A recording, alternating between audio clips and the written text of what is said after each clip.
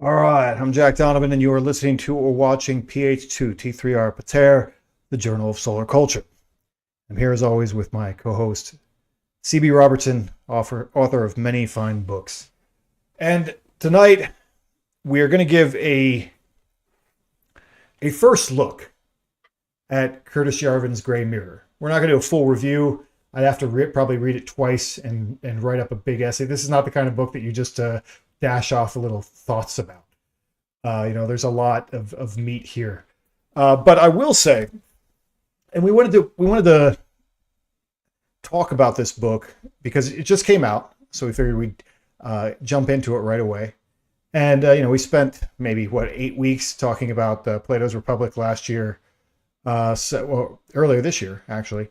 This is a new philosopher, a contemporary philosopher that has a lot of influence in the world right now and has a lot of interesting things to say. And I know that CB Robertson has been following him for many years. I've been aware of Yarvin kind of peripherally throughout that time because he's been, part of the, I guess, dark enlightenment and all these movements that were parallel to things that I was involved in at different times. But I was never a big reader of him, but I know that CB was in the past. And so I figured we'd take a look at this and get our first impressions on it. And I have to say that I enjoyed it a lot more than I thought I would. As I was reading through it today, the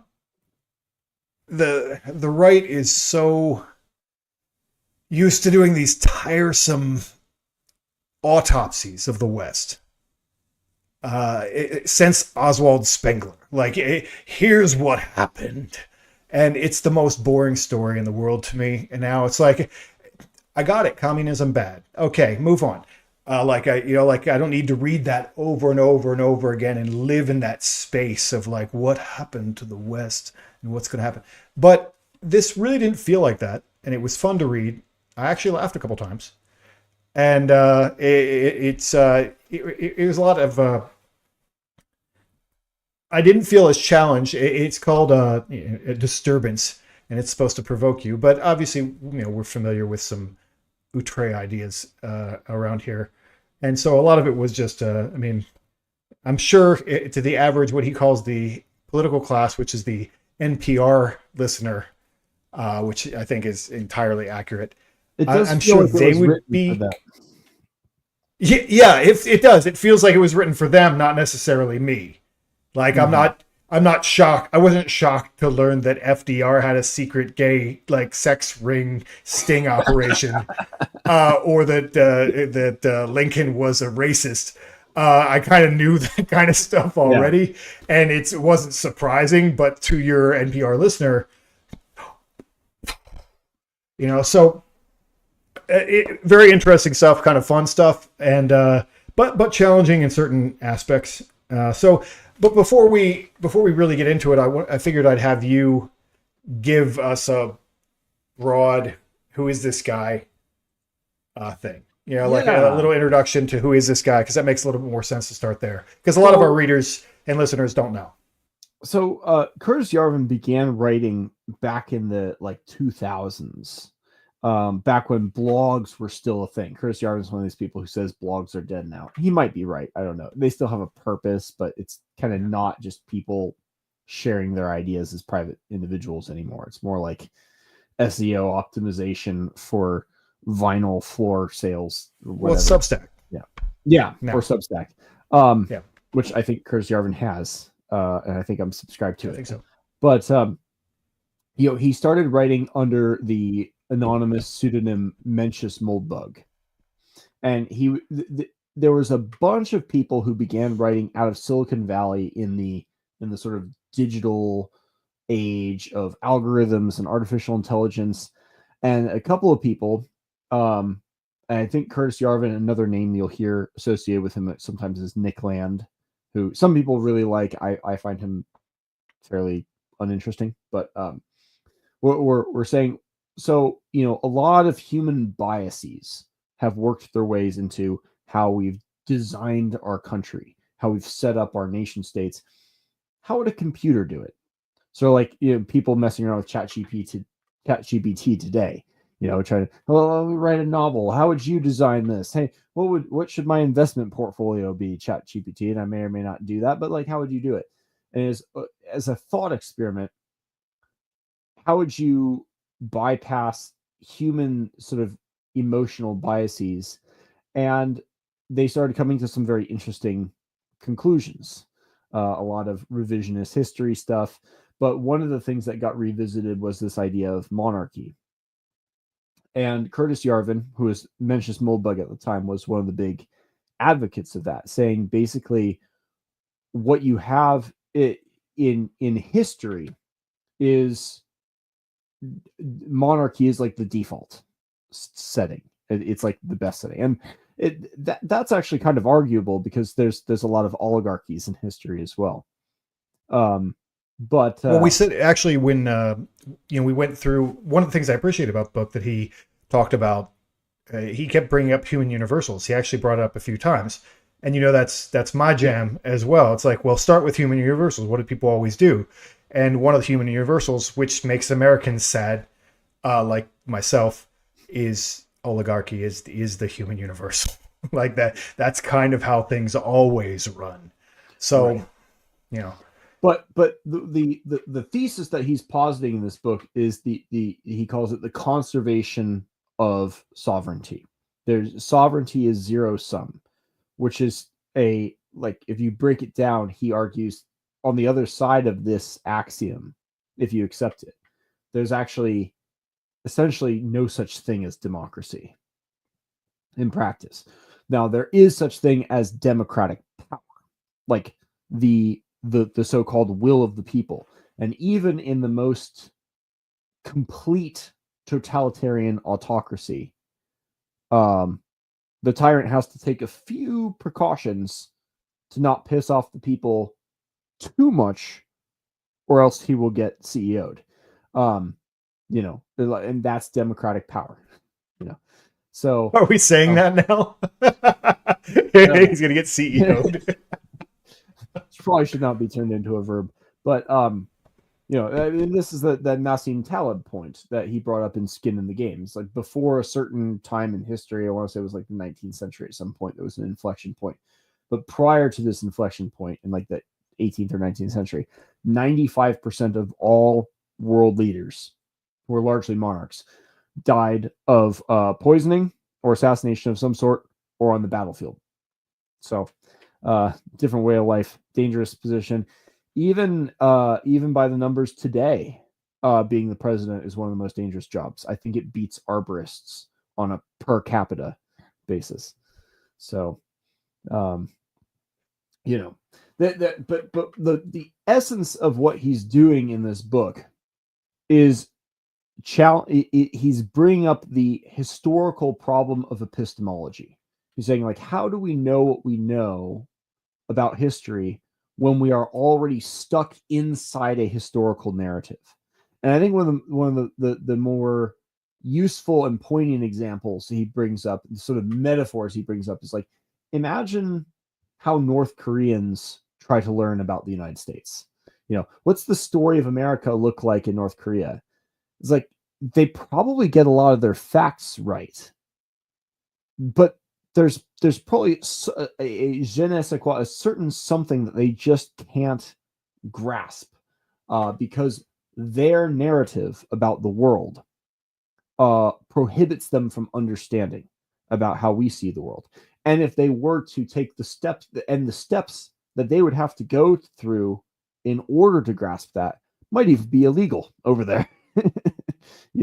Well, yeah, it's even like when the Canadians write about America, like or Europeans, like, who have been to New York City, write about America. I'm like, well, you really don't know you don't really understand America. You hear things through the media, and you've been to like one place.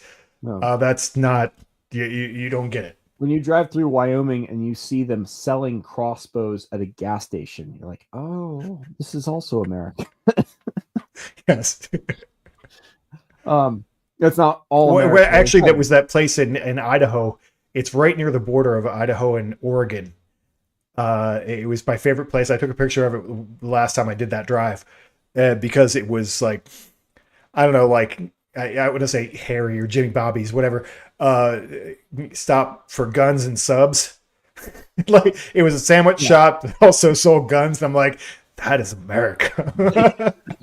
Yes, yes, exactly. And it's the European mind cannot comprehend meme. Um, but what he emphasizes also is that this is not just a geography thing. This is not just Americans and North Koreans mutually not comprehending each other. It's chronological as well. It's across time. And we have a hard time. And one of the things he points out is like, if you look back over the last 500 years, all of the great wars, the existential battles, the Civil War in England, the Protestant Reformation, the American Civil War, World War One, World War Two, these are all existential and ideological battles of essentially left versus right. And the left kept winning, which means our default Overton window has continued to shift leftward. You know, the like stodgy, curmudgeonly conservative of today would be the raving liberal ideologue of, you know, the 17th century, 16th century. At one point, he says, like, if you were a conservative in 1775, 76, whatever year the Boston Tea Party happened. I don't know if that was the year before or the year of the beginning of the revolution. Like the people doing the Boston Tea Party dressing up as Indians to commit an act of like property damage terrorism would basically look like Antifa, you know, to you. And they were Right. Protestants. They were essentially the proto Unitarians and the progressives of their time. And so there is a kind of there's like continuity of progression leftward, which means if we stop thinking what's the word for if parochial, if you stop thinking so parochially, right? All these left-wing metropolitan people like to be like urban and metropolitan and traveled and stuff. You don't want to be parochial. Well, you can be parochial in your own time too. You can think my time is the best time, which is like these, you know, folkish pagan people in some village thinking they're better than everybody else in the world. That seems so low class. Well, is it any less low class to think, unlike every other time in history, which thought the same thing, your time is the best time? Or if you're conservative, every time is the worst time, right? You know, what would the past have to say about us? You know, we all know the language we would use to denigrate and condemn the past, racist, sexist, homophobic, whatever. What's the language that they would use to judge us? Do we even know what that is? We have our assumptions, but do you really know that? How, like, or do you have this two-dimensional cardboard cutout straw man concept of the past because you're living within a narrative? So Yeah. in order to break out of the matrix of the narrative that you've been living in, you have to learn to look at the past, not on the assumption that the past is correct because it's the past, because they had their own propaganda narratives too. But you can start to see patterns. And you say, oh, you know, these people doing this thing in the past are doing the same propaganda techniques that I'm seeing now, except when my people do it, I believe it. And when they do it, it's obviously silly. And so understanding the people of the past on their own terms, not as good or evil, but just as humans, you can begin to break out of the sort of, to borrow the old metaphor, break out of Plato's cave of the Yeah. narrative that we exist in currently. Well, it seemed like in many ways at the beginning there he was making almost the same criticisms that Nietzsche made of the last man. You know, like Yes. we've reached the end of history. We figured everything out. Everything is handled. We blink, and you know, there's nothing there. we are everyone. There's a line in there like everyone before us was insane. Yes, which is You know, almost like verbatim from Thus Speaks Zarathustra. yeah, In yeah, the yeah, yeah, exactly. Everyone before us was crazy, and that's really the way that the NPR crowd thinks. Like everyone was crazy before, and he draws a line. I think like whatever, like 1970 and 1960. yeah, But really, everyone was crazy at least before the 20th century. You know, yeah, and that's the way they actually think. And of course, that's obviously not true. right, You know, but right. that's It's the in that frame. same section. I was amused that to see him quote Vizzini from The Princess Bride. You know, Aristotle, Socrates, Plato, morons. It's like, okay, cool talk, bro. Um, yeah, but I mean, this was the view that I was taught in public school. You know, like the only familiarity I had with Aristotle at all was in a biology class. They basically brought up Aristotle to mock him because he thought horses had like more teeth than humans, but in reality they had the same number, and he never bothered to check. So, what a moron is he? It's like, okay, way to dismiss the one of the probably the smartest human beings who ever lived, um, because you know these midwits teaching science in middle school or high school who are not that smart uh, have been handed a fact. Yeah. Anyways, I could go on, but yeah, they are locked within that narrative of progress as well. It actually brings to mind another book which I happen to have handy, just because I'm gifting it to a family member. Um, Perhaps some people listening to this have seen it. Thomas Kuhn's Structure of Scientific Revolutions, which is a sort of sociology of science. It's been accused of being kind of a postmodern book, but an extremely influential one. And basically, Kuhn argued that science doesn't progress in this naive Popperite falsification uh, mechanism, whereby we just inexorably move towards the truth in this way. He says, no, it's science advances through paradigmatic shifts. When when a theory gets falsified, it doesn't actually get falsified. It just gets modified uh, so that it's no longer falsified. Maybe a few examples come to mind. Um, but at us past a certain point, the weight of all the modifications and the weight of all um, the ugly Frankenstein fixes to these theories becomes so much that in a moment the whole paradigm collapses and another one comes in to take its place. And in many ways, that is what Curtis Yarvin is saying. He's saying, we don't have progress in this way. These regimes, we create them with all these romantic principles and ideals, and inevitably they devolve into oligarchies and they become corrupt because that's the nature of power. And so, like, the best thing we can do is not to consciously try to overthrow it, but to prepare the next thing in parallel, not directly challenging power, but to basically do the Plato's Republic thought experiment. How would we design the right city? How would we design a just government with the principles of power in mind? Not naively thinking, oh, we care about liberty, but like, how have things actually worked in history? You know, and the framing is amusing too. I thought when I first saw him reference it that he was bringing up effective altruists to make fun of it. Are you familiar with the effective altruism movement?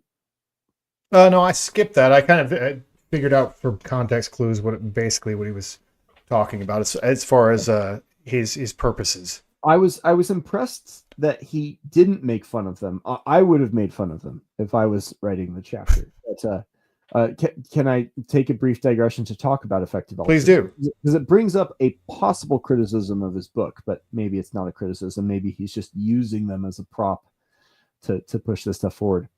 But effective altruism was a movement that came out of the utilitarian crowd.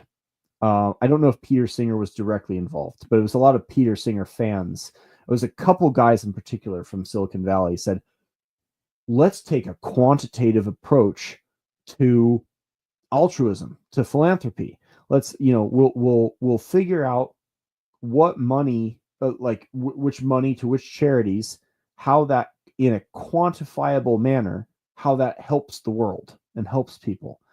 And so it got a lot of people really fired up and happy about, like Steven Pinker was a big fan. I want to say Jonathan Haidt was a fan. Tamler Summers, David Pizarro were kind of in on this initially for a while. And the effective altruism. Sam Harris. I'm sure he was involved. It sounds very Sam Harris-y. Let's do a spreadsheet to figure out how to fix this. Yeah. I wasn't really listening to Sam Harris at the time. In retrospect, now I wish I had. But what killed effective altruism was really funny, because a couple of guys, I think very naively, with very good intentions, said, well, they basically did the Curtis Yarvin thing. They said, well, what if we care about effective altruism not just in the present moment, but what if you incorporate the future into your calculation?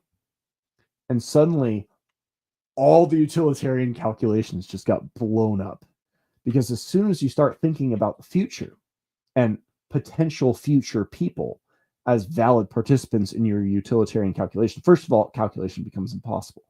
But second of all, you start running into very weird things, like it's better to deter an existential threat by 1% than it is to feed 1,000 starving people.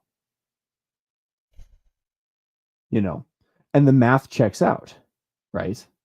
And so you get all this talk about existential risk. You had who's the Swedish transhumanist philosopher, whose name escapes me, Nick Bostrom, talking a lot about existential risk.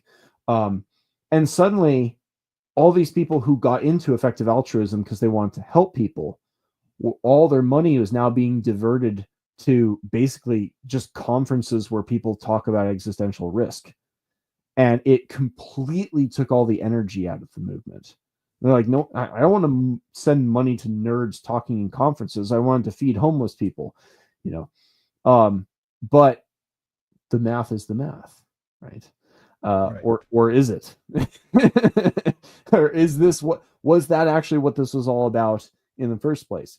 And a lot of people have talked about the death of effective altruism. It was for a certain kind of philosopher a very amusing thing to watch collapse.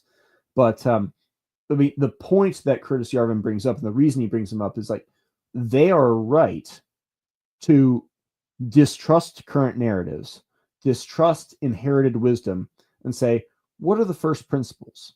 Now, it might be amusing to, as G.K. Chesterton said, set sail from England and discover England, to abandon tradition, try to rebuild the world from first principles, and come full circle to back to what you abandoned. May or may not happen. Maybe some of the things that you discard, you discover, that really needed to go. But it's still, you can be amused by the outcome and still think it was a worthwhile thing to do. And I think that's the impression that Curtis Yarvin gives, is that he's, while he thinks it's kind of naive, he's still applauding the effort that they put in on that intellectual journey. And it is really, I think, inviting the reader to become a historian, not a professional historian, but to take an interest in it and to say, what does the past have to say about the present? What does Joseph de Maistre have to say? What does Thucydides have to say about, the state of DC and New York in 2024? Yeah. Now, one of the things that I wrote down that it's an assertion that he makes that I'm not sure that I entirely agree with, or that just maybe isn't always relevant. But he was like, you can't really inhabit the minds we're so poorly educated compared to the people, you know, in the, compared to educated people, which is a very specific small group. Compared to educated people, a few hundred years ago who spoke Greek and Latin, we're very poorly educated, and therefore we can't really even get into the minds of a lot of these ancient authors in the way that these other people could, in the way that our predecessors could, because they actually fluently spoke the language because they were taught it as children.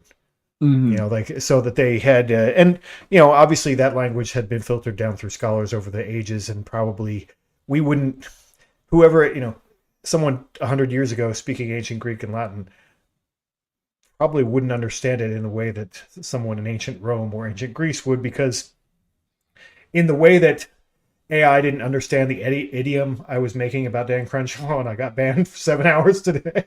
It's like, it was an idiom. Everyone in American English right now should know what I was saying. I wasn't actually telling him to hang himself. I was saying, imagine trying to explain to a 1920s intellectual who read like, wow, that beat slaps. And he's like, what does this mean? And you're like, well, okay. So the reason the kids are saying something slaps if it's good is like, how would you explain that etymology?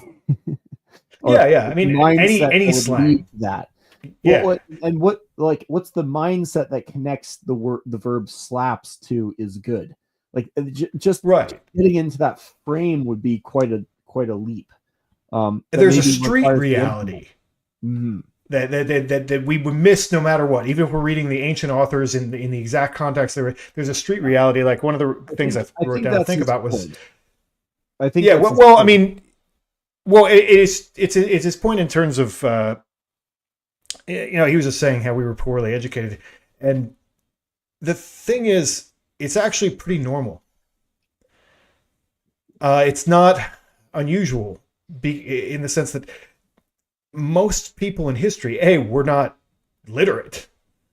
Very few people. Literacy is not something that was normal in most of human history, especially not to the level that he's talking about, of like knowing ancient languages and all this history. Yeah. The average person really didn't know nearly as much as even as poorly educated 21st century people know about ancient Greek and Rome. They knew very little bits and pieces, maybe, possibly, and they knew their reality was local.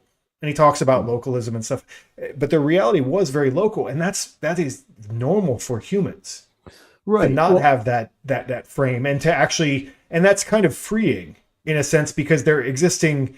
Like they say with cell phones, like everyone was just like living in the moment. Like they're not in that space where they have to like know all of history, and that's really not. It's really strange to know that. And the like the essence of life, the actual lived experience, as much as I hate the phrase, but that's what we're talking about, right? That's right. Actually what we're trying to describe. What was the lived experience of these people from 500 years ago?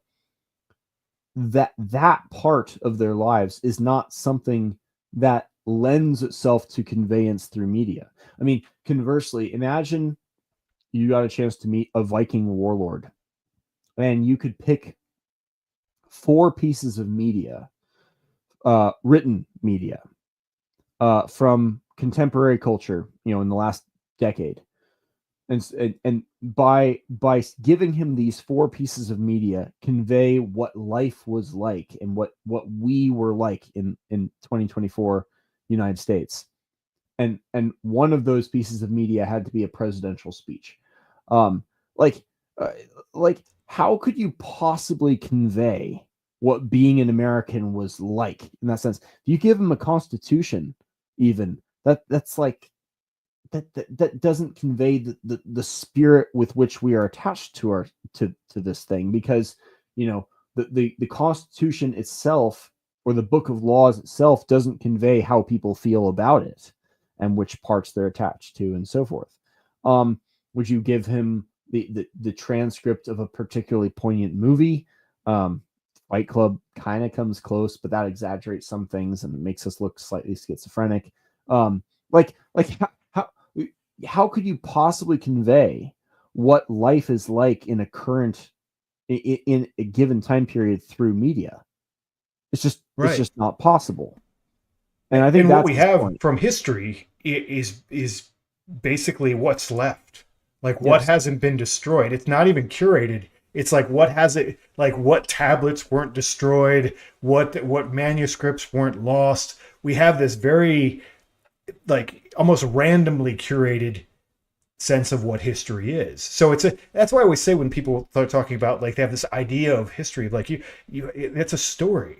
Yeah. That's a fantasy almost. It's almost fan fiction. Like it's your idea of history is, and that's what one of the things I like is that the Yarvin really makes that point, kind of over and over again. This kind of two-dimensional caricature that you Yeah. have The cardboard of cutout. Yeah. these other times. Yeah, like, it's not real. That's not has that no, really no relationship to the reality. And But yet we still need to go back there. It's impossible. yeah. I mean, we I'm not still need against to it. try.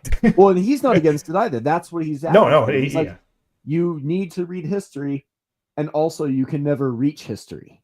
Is right. like one of his points. And we have to understand the impossibility of reaching history, and yet not let that impede us from reading between the lines and at least trying to mentally connect with the past and what the standards of the past were. How did we get to where we are now?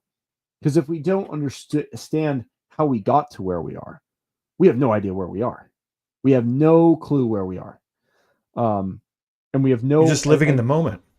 Right. But the scary thing, and where he brings it back to effective altruism at the end, is he says there's actually two ways that you can judge the quality of the government.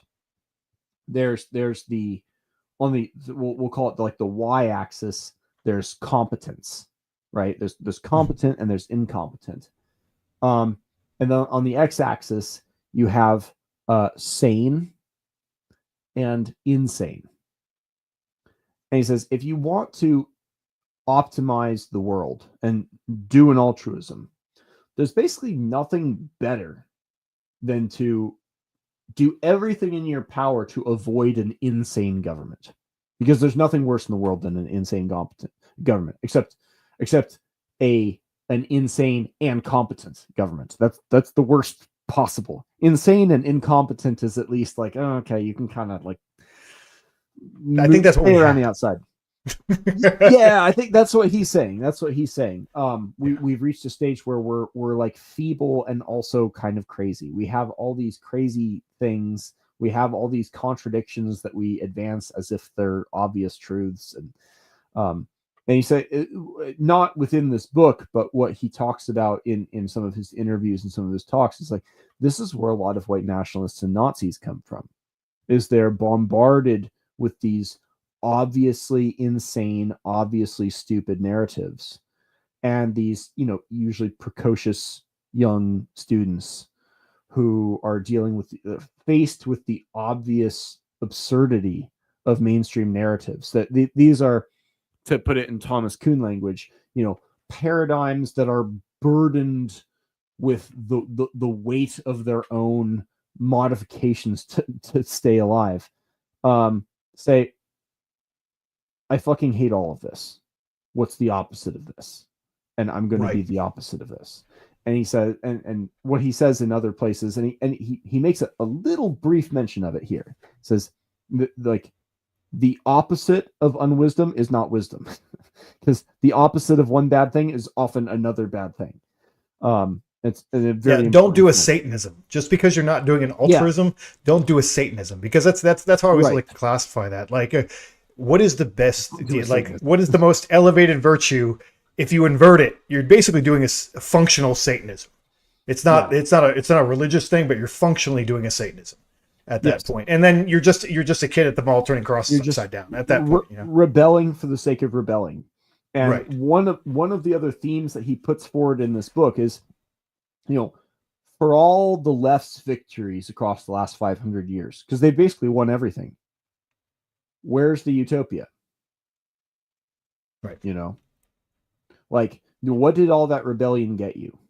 Did you Like, did it get you the technology that had already been improving steadily and exists in other places that didn't have these rebellions and seems to move independently of what kind of government you're in?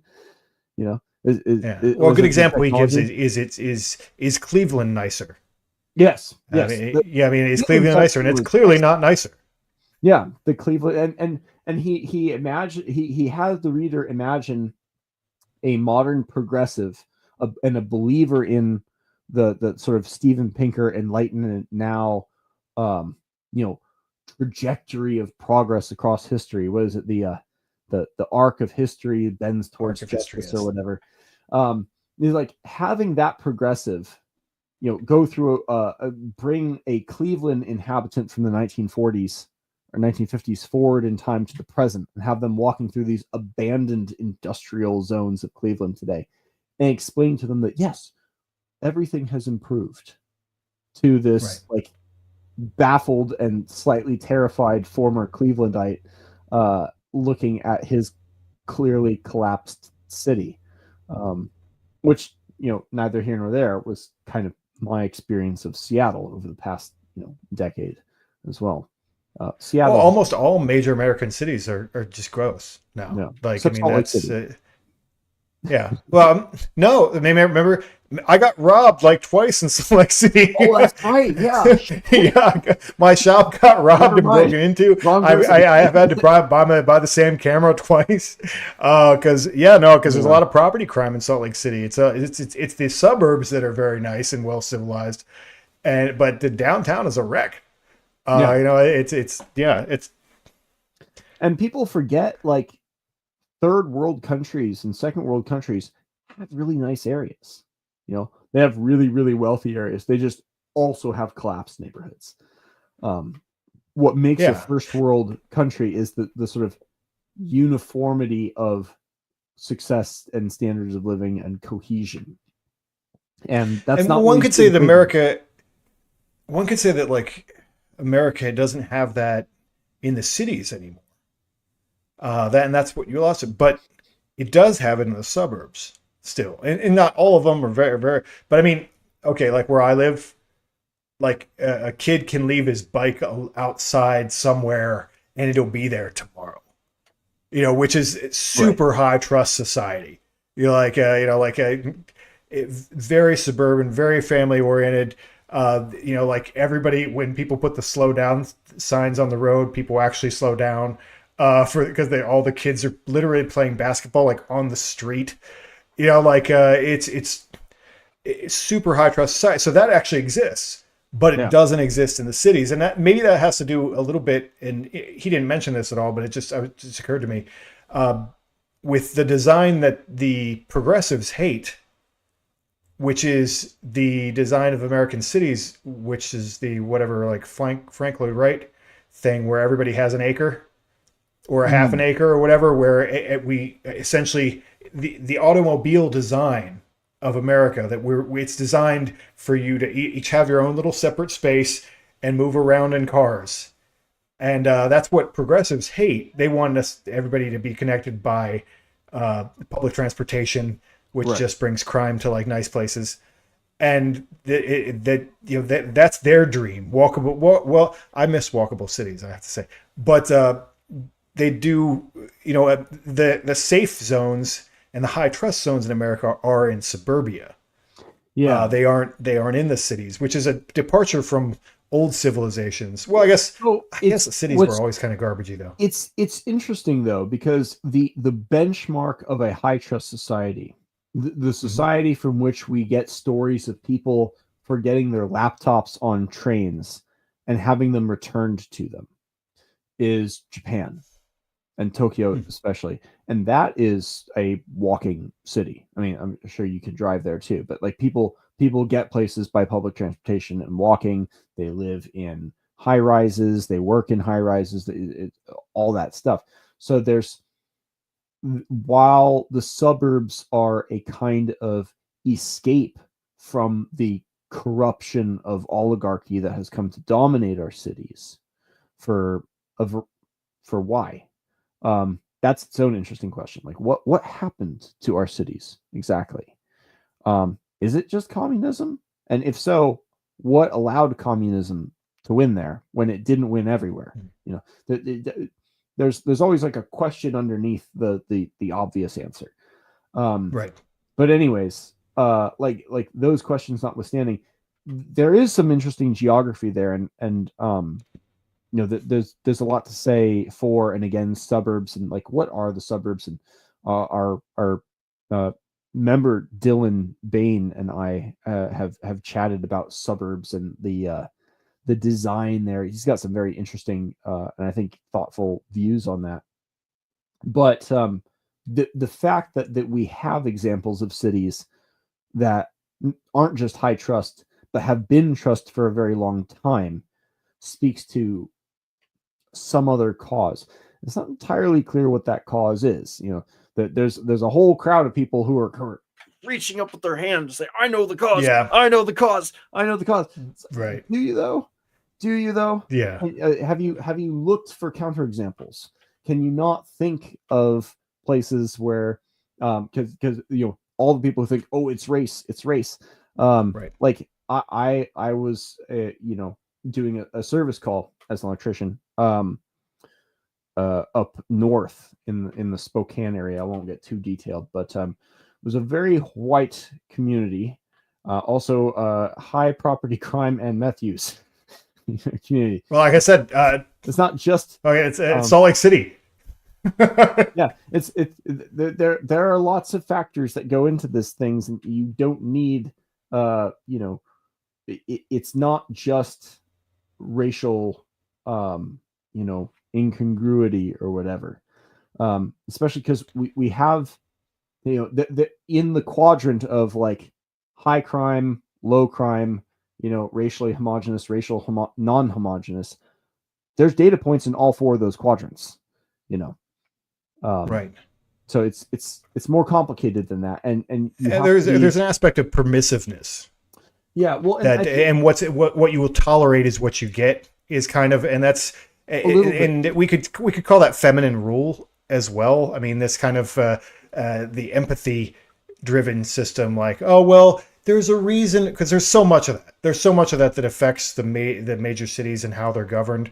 Is like, well, you know, they're not talking about, well, this person is homeless because they want to be homeless, and they've made a lot of bad choices, and they're going to continue to make bad choices. No, they're not. They're okay. Don't just let them shit on the street. You know, like, and so that's why you have shit on the street, because you tolerate it, and you don't do anything about it. Because and in nice places, probably like Singapore or something, like that person will be away. They will cane you for spitting your gum on the street. Yeah. Like we're not having that. You know, like, as my dad used to say, I think he was arguing about having a casino near where he lived, and he's like, we don't want that element. and that's I think what it is. It's like, we don't want that element to happen here, and it's not just this one cause that people like to say, but it is what you tolerate and what your expectations are, and that's true even when we're talking about your North Koreas and your different areas that don't really understand each other. I mean, we have guys in our group in like different countries, and their reality is slightly different. Mm-hmm. You know, like, and because people learn to tolerate what the reality is, you know, because you still have to live life and whatever. Like, when I hear about stuff that's going on in the UK, I'm just like, might as well be Hitler. like what's going, like absolutely unacceptable. No, like, how do you live like that? But they live like that. You know, like they're still going to go out and have their lives, and so their threshold of what is acceptable, and that's why people always talk about boiling the frog, and like, you know, just boil it slowly enough, and their, you know, threshold, like, well, we haven't had guns for a very long time. And yes, we have a lot of knife crime, and you know, like, now people stab us downtown. You know, like, you know, that's what's acceptable changes, and so this is where the historical parochialism thing becomes interesting too, because our threshold for violence is so much lower than like any other time in history. You go back and read about like ancient Roman politics, it was like Oh, yeah. wild. Like all the senators had street gangs that they would use to enforce their like personal, and these street gangs would get into fights with each other. Like imagine the Dan Crenshaw drug cartel in like a Who's to say street there's battle. not one? Well, he is a Navy SEAL, so I saw a couple. I think it was Army Rangers saying, what do you call a Navy SEAL when he shoots a cartel member? Huh. Friendly fire. It's a joke. Everybody, all the other operators love to make fun of Navy SEAls. It's like it's like a tradition. Yeah. To bounce off your point, this is one of the highlights that I made in Yarvin's book. Mm-hmm. I literally highlighted this part. Western people have seldom been less brave in violence, less collectively jealous, less politically energetic, possibly not since the Roman Empire. Strategies that depend on Westerners to rise up violently to defend their rights, their interests, or their honor are like recipes that call for an extinct spice. And I know there are guys in our particular group that would just really bug them, but it's not wrong. Yeah. I was concerned about that several years ago. People always bring up that I told people not to vote.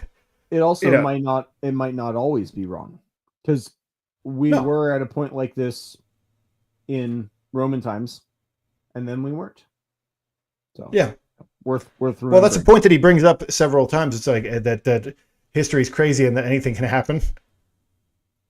Yeah, that all kind of the weird things happen all the time. So that's another possibility to talk about. But yeah, but I mean, the point about violence is really brought up towards the end when he's talking about all these leftist revolutions and the success, the martial success of the revolution, but the not just failure to bring in the utopia on the other side of the revolution, but like in almost every case, it makes things worse.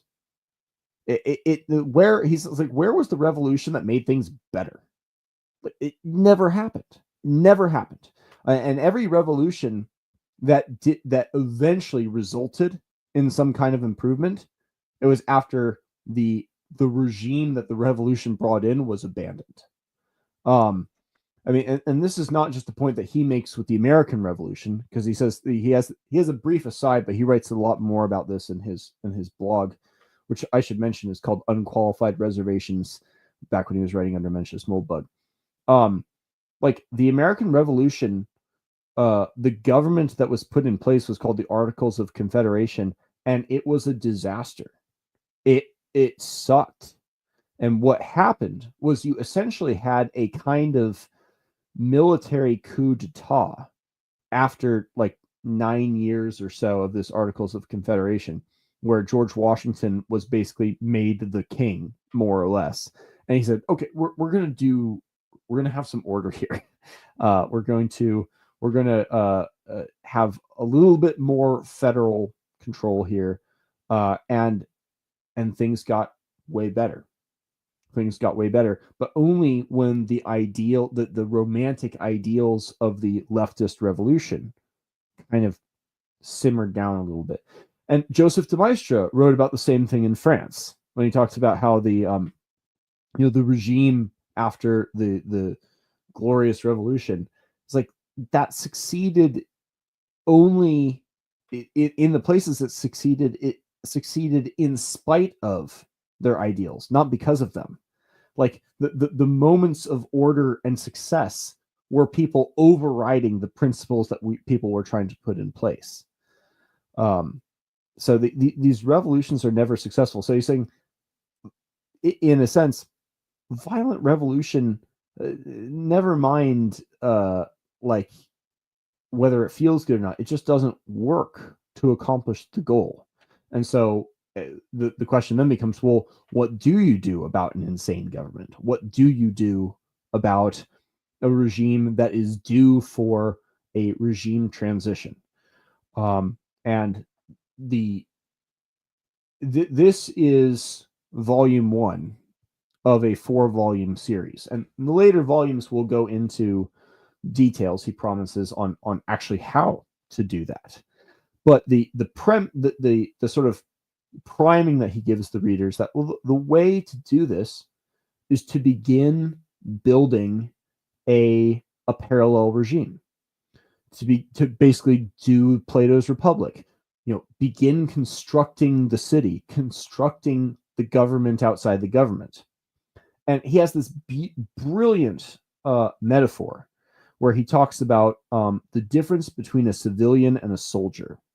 A civilian just follows their own instincts and they just get shot and die and they aren't effective. A soldier knows how to override his instincts, and that's how he wins the battle and conquers territory, by fighting alongside his teammates. Your sound popped up, my man. My sound went off? Oh, that was mine. Never mind. Oh, okay. And so he says, he says, if you are going to be a soldier and not a mere civilian in this regime change thing, you have to override your own political instincts and not just be emotive. You have to think about what actually will work, not just what feels cathartic, not just what feels, because that's the problem with so many of these people that engage in political violence. And there's a whole question, because I don't think it's honest to pretend that political violence never works. But so often, most of the time, not only does it not work, it actually strengthens your adversaries, depending on who you are. If you're a leftist, it tends to work more than if you're a rightist. I don't make the rules, I just observe them. But it's not that it never works, but so often it's not the most effective strategy. And the most effective strategy, the disciplined strategy, that isn't just getting your rocks off doing something that hurts people, is, runs contrary to our political instincts. But that's how you're a political soldier. You override those instincts to accomplish something that you wouldn't be able to accomplish alone. And that's the construction of the parallel regime, which he says works because it doesn't feel like an energetic threat. Like, the existing regime sees people basically playing Model UN on the side, and they're like, cool, I guess. There's no threat there. It should be taken as a threat, but there's no energy to it.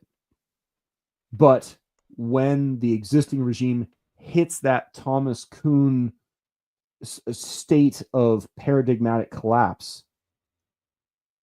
the next regime that comes into power will be the one that's most developed and already in place.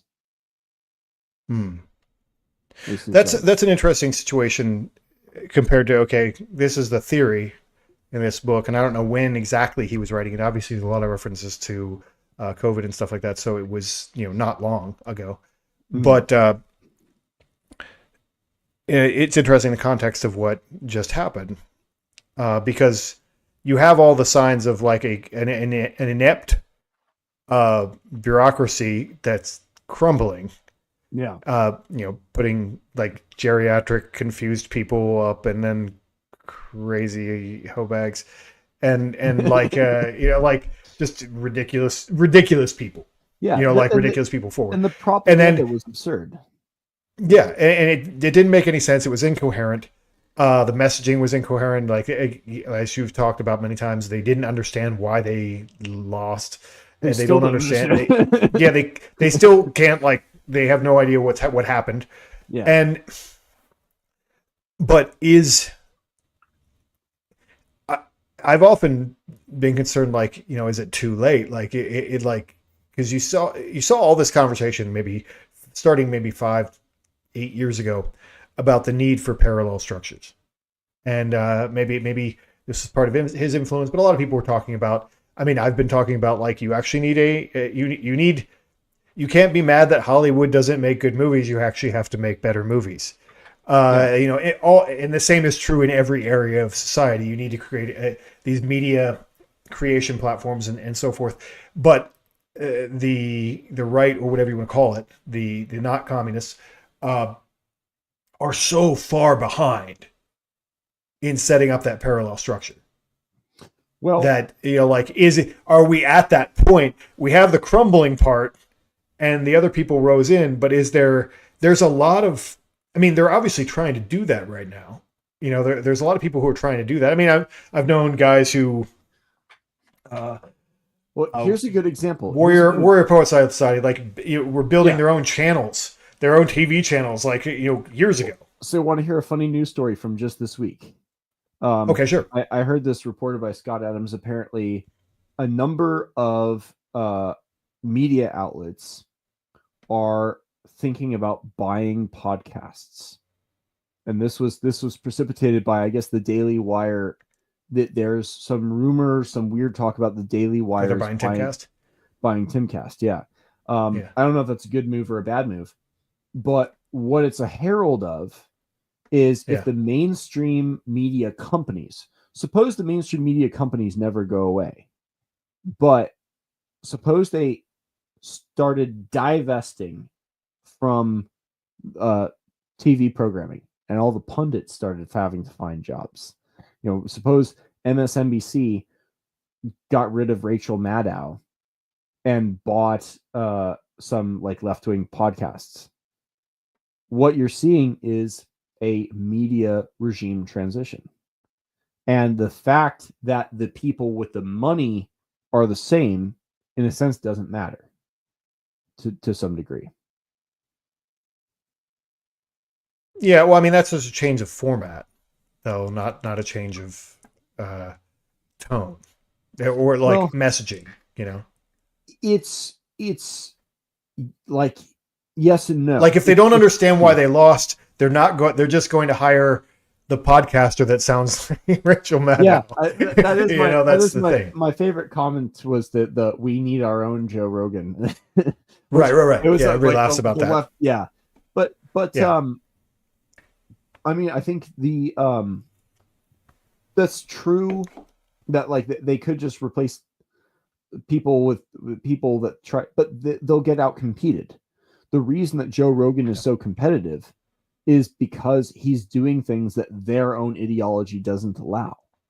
And that's what has allowed the podcast world to flourish. So they can try to buy podcasts and then rein them in the way that they are reining in television hosts. And I'm sure the Daily Wire will try to do that because that's what they do sometimes. It's not just a left-wing thing. But if they do that, they'll Ned Flanders-ize it. They'll just kill their golden goose.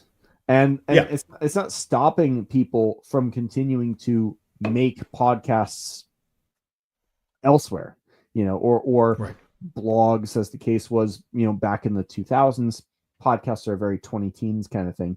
Who knows what will be next, well, but it's just an example of parallel institutions being built privately, and then after a certain point of observed quality disparity between what private citizens are doing and what the institutions are doing, they'll just switch,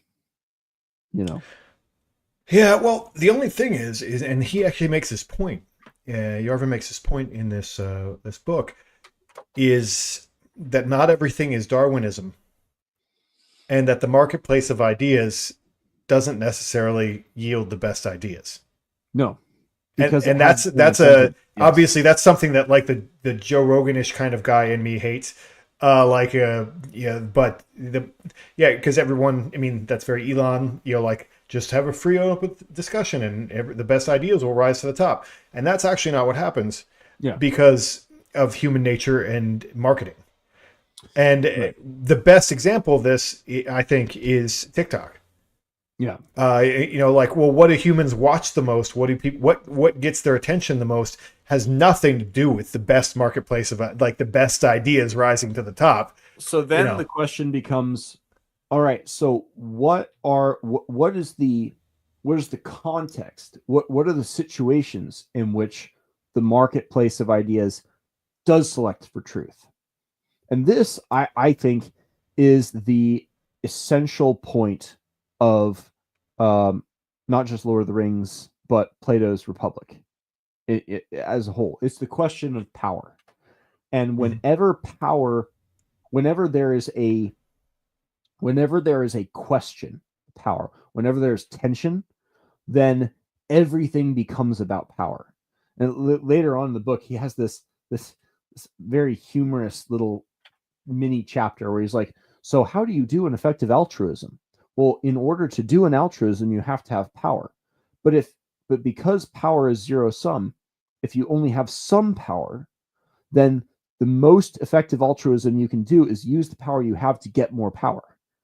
And it's like, this is almost a reductio ad absurdum, like a comedic point. I feel like at this point he's Andrew Tate.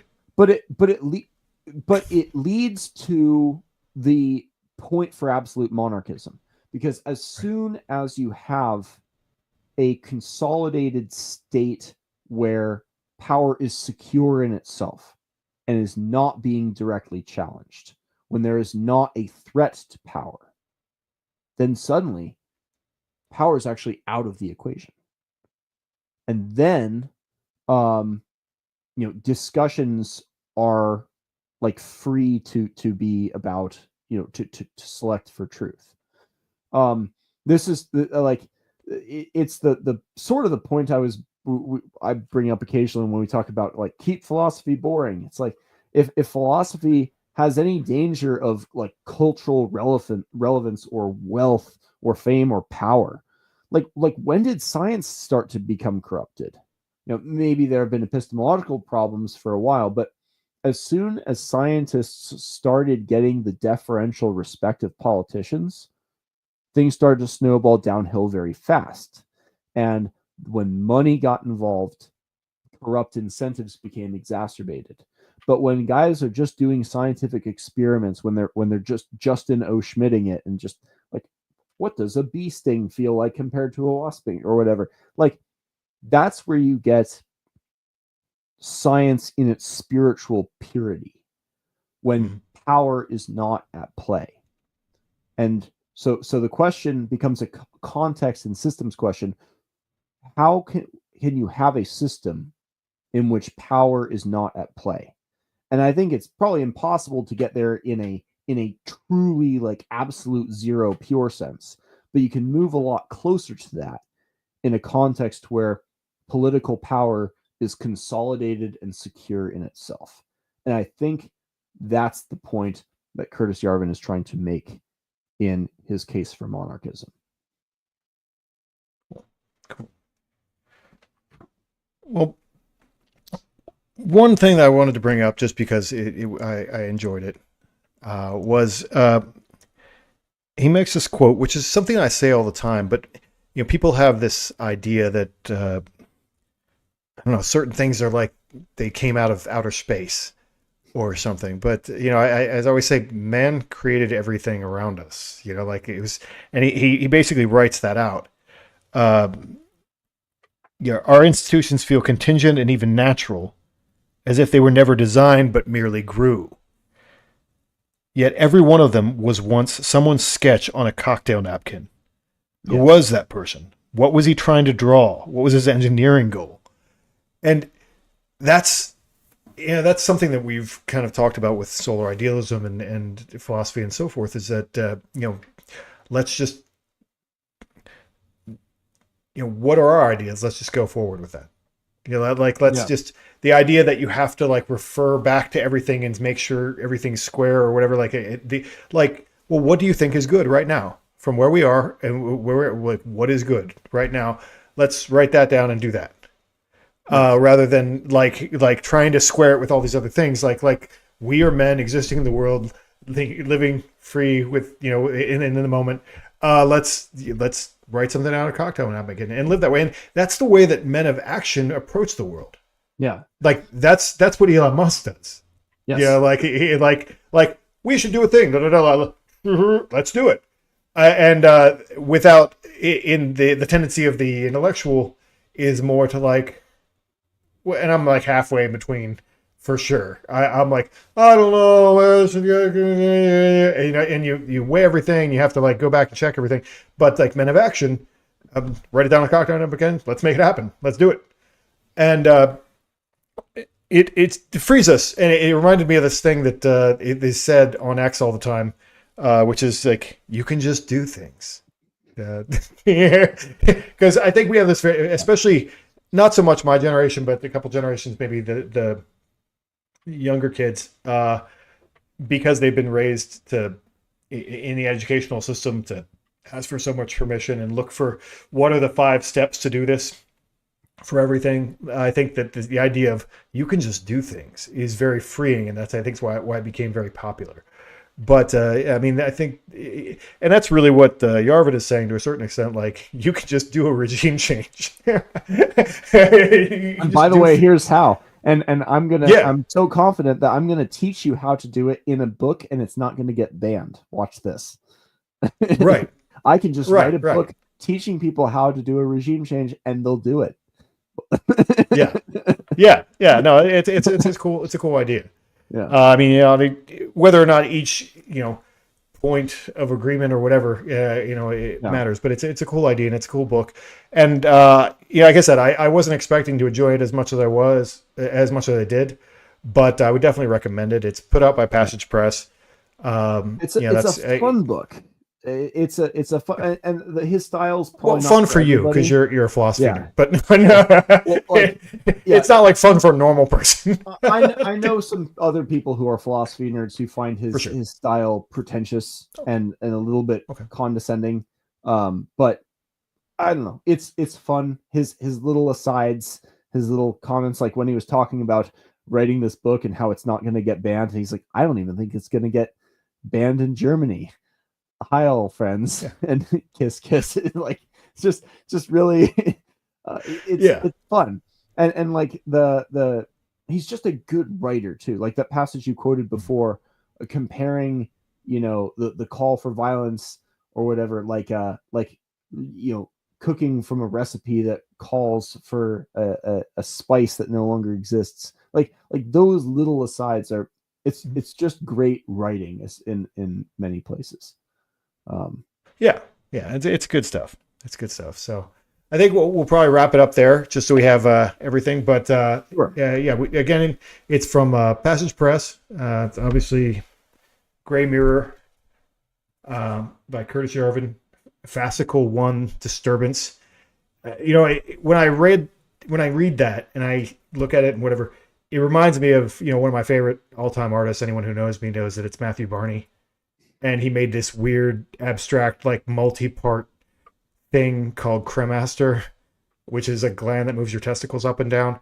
And it's just obscure and crazy out of this. No one knows what it means, and it's this multi-part series. It seems in scope. It reminded me of that, which I like things like that, just because they're ambitious.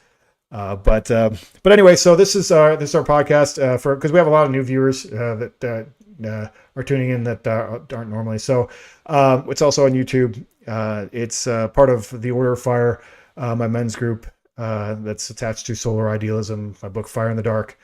And so if you want to, our YouTube channel has all kinds of videos telling what that's about. And also you can find out more. Do like and comment if you're on our YouTube thing. Share it with friends if you think it's valuable. If you think someone else might like this book but want to know a little bit more about it. And if you are interested in this stuff, can't recommend our series on the Republic highly enough. It is long, but worth it if you're interested in how do you do an altruism? How do you build a just city? Will a just city save your soul? Find out in the Myth of Air. But it's a fun rabbit hole to go down, and I think most guys do at some point go down that rabbit hole at some point in your life. So why not go down with the good stuff? You don't need to have Rolling Rock like me. You can have fine Scotch, and I think Plato and Curtis Yarvin and Joseph de Maistre is the good stuff. Nice. Cool. All right, guys. Thank you for watching. Like and comment, share, subscribe, and check out our website at orderoffire.com and our YouTube channel, Order of Fire, and that tells you all about solar idealism and what we're doing. So anyway, see you guys next time. Stay solar. Stay solar. Thank you for watching or listening to the Journal of Solar Culture. Don't forget to hit like and subscribe and leave us a comment. The first volume of our journal is available in paperback and now, finally, on Kindle. Pick it up in our store or on Amazon.